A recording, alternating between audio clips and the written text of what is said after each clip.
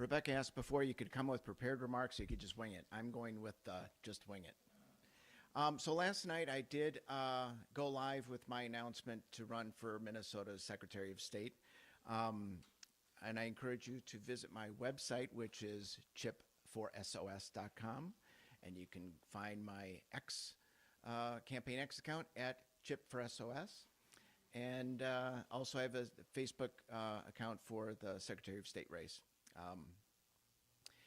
Why am I running? Two reasons. I have two communities that I'm targeting. One would be Republicans and Democrats. I think many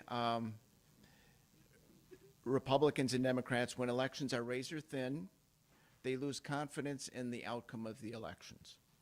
And somebody needs to, the Secretary of State is the chief elections officer.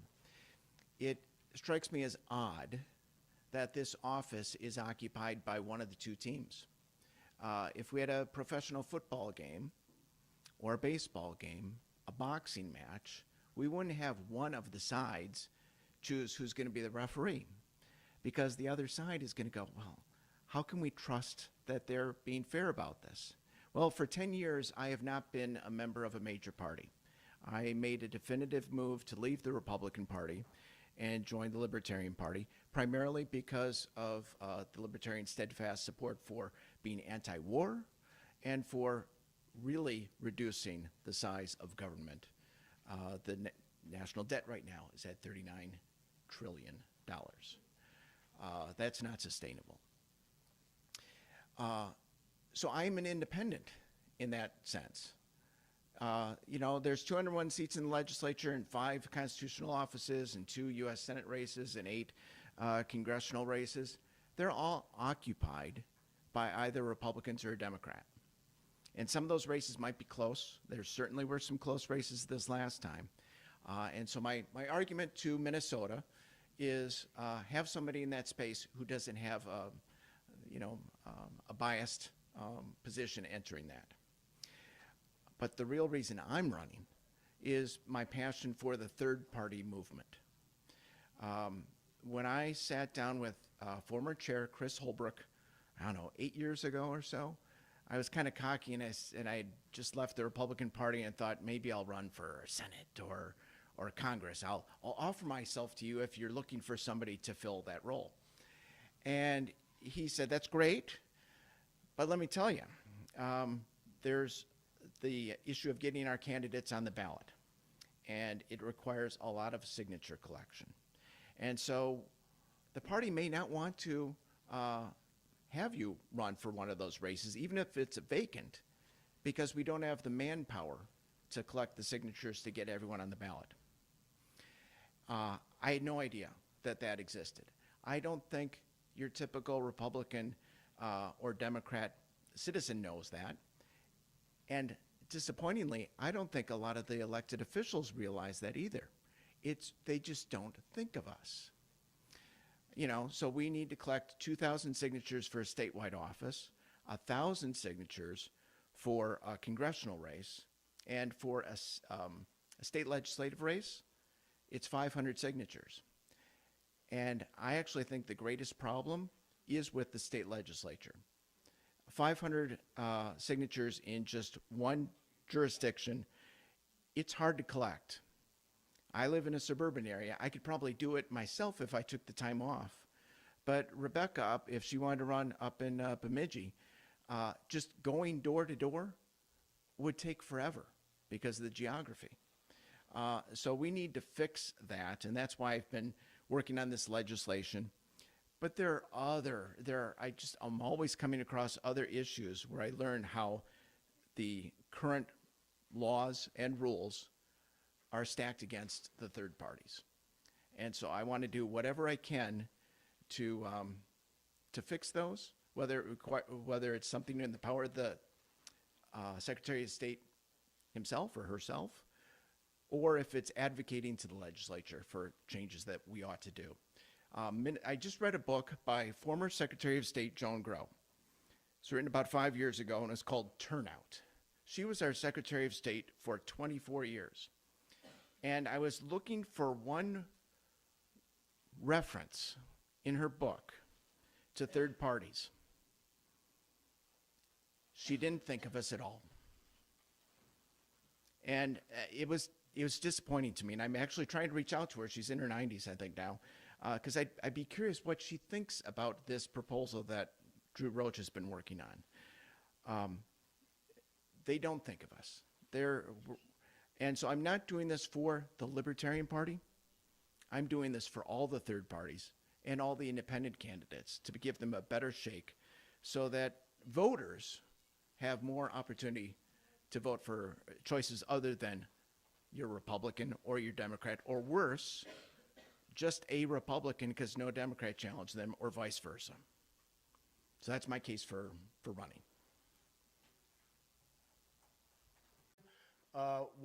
Had ideas on, where that's going and what I think is happening with the ranked choice voting stuff. Well, the irony of the ranked choice voting proponents is that they advanced their legislation at the very same hearing that they raised the major party status. So it was just so phony that they wanted to limit who would appear on the ballot and then yet give ranked choice voting for the two people that are still on it. We did have an experiment because we had a nominee running for mayor of Minneapolis, an endorsed candidate, and through the ranked choice voting, and he got lost in the mix. So I don't know if it works well in an open election like that, where you can have 16 candidates.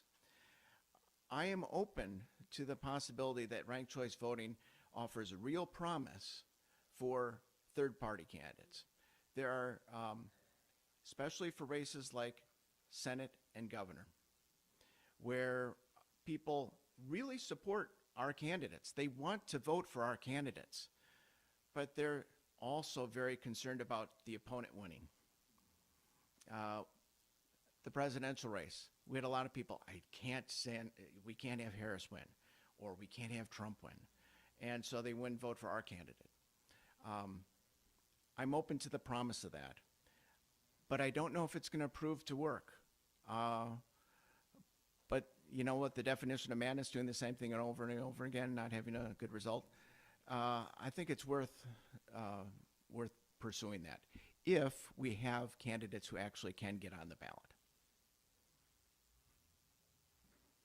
So as far as Secretary of State, correct? How would you propose to stop voter fraud? Oh. And I can tell you, as a League of Women Voters, the voter fraud's in the Republican Party. Majority of it is. But how would you stop it? So the way I look at this issue, as a third-party candidate or as a third-party activist, I'm frustrated that I can't get my candidates on the ballot. And I'm frustrated by all the friction that's involved in petitioning. You know, there's an oath on there that is going to keep off some people from signing.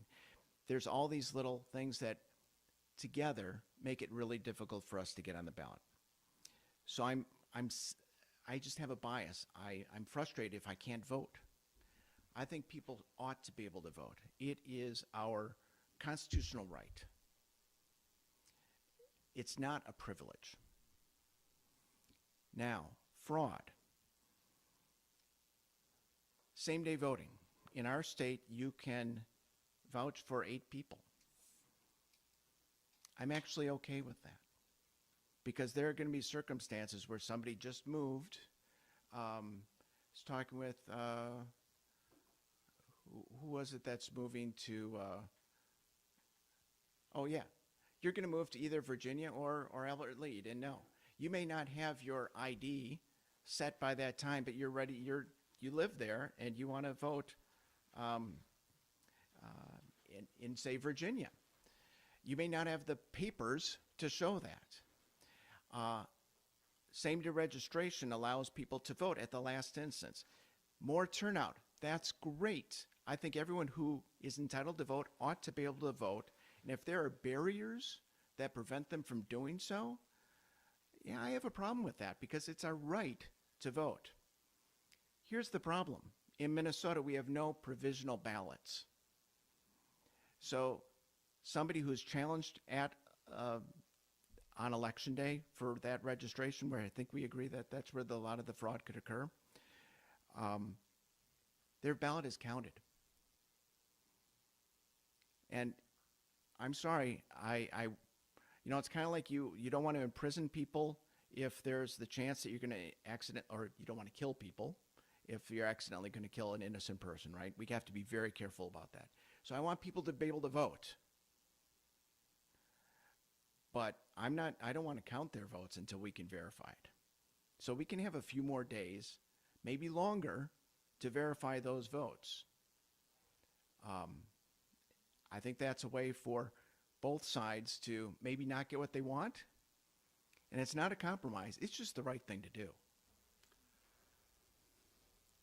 Libertarian Party of Minnesota has limited resources for petitioning and getting candidates on the ballot. We have several good candidates nominated.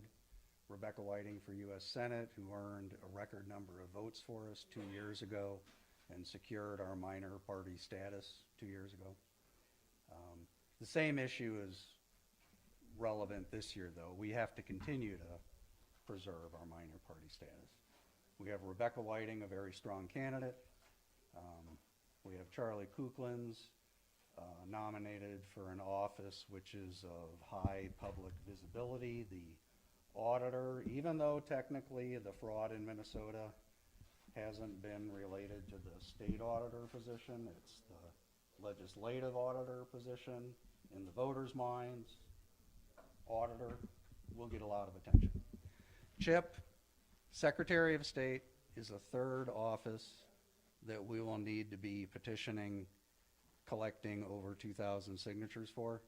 4 years ago, you gave a notice speech where you indicated that our resources would be better spent rather than pursuing the signatures nominating candidates for one office. Is it a stretch for us to be trying to get 3 candidates statewide office, 2,000 plus signatures each, and how will you address that? Thank you, Eric. Yes, 4 years ago, I did advocate for us focusing on an office that had the best odds of us getting major party status. That was just my judgment. And we did that year, through the executive committee, nominate 4 candidates, governor, secretary of state, myself, and auditor and attorney general. And I personally collected more signatures for the auditor and attorney general than they collected for themselves. I mean, I collected for them than they collected for themselves. And I also collected the most signatures of any of the candidates that did run that year. And I'll tell you, it's really demoralizing to spend 2 weeks working that hard and come up short. And in that year, there were only 2 candidates for Secretary of State. So you could have put John Doe in that race, and we might have hit 5%, because that was the threshold at that time. Eric, I'm glad you asked this question, because we really do need to get all the candidates on.